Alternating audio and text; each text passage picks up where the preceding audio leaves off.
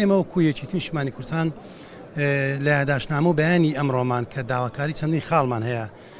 پارێزگای هەڵەبجە بە چەند قۆناغی باش تێبەڕێەوە لە ڕووی تەشریعی لە ڕووی ئیداری لە ڕووی جوگرافی ماوێتی بە تەواوەتی لەلایەن حکوومەت و یان دەسەڵاتی جێبەجێکردن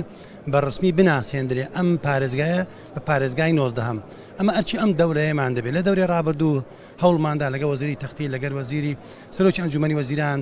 زۆر هەوڵماندرا بەڵام ئەو جارەیان وەکو ئاماژەم پێدا 4 ساڵمان لەبەردەم ماوە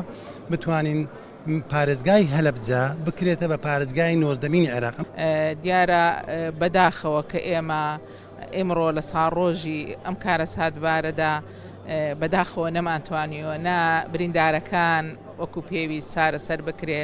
نا منداڵەون بەکان بگەڕێتەوە باوەشی دایک و باوکەکان و لە هەمان کاتدا نا میزانیەکی پێویست لەلایەن حکوومەتی فێدراڵەوە دانراوە بۆ هەڵەبجە بۆی کە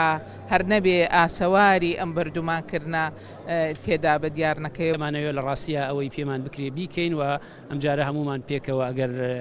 پێکەوە بین فراکسیۆنە کوردیەکان ئەتوانین هەنگاوی باش بنین بۆ ئەم جۆرە پرسانە. بەداخەوە دیارە لە خولەکانی پێشووی پەرلەمانە نەتوانراوە وەکو پێویست ئاور لەم شارە بدرێتەوە. ئێمە لەم خولەدا وەکو نوێنەرانیەکێتی نیشتیمانی کوردستان وەکو کوتلە کوردستانیەکان کاری تەواوەکەین بۆ ئەوەی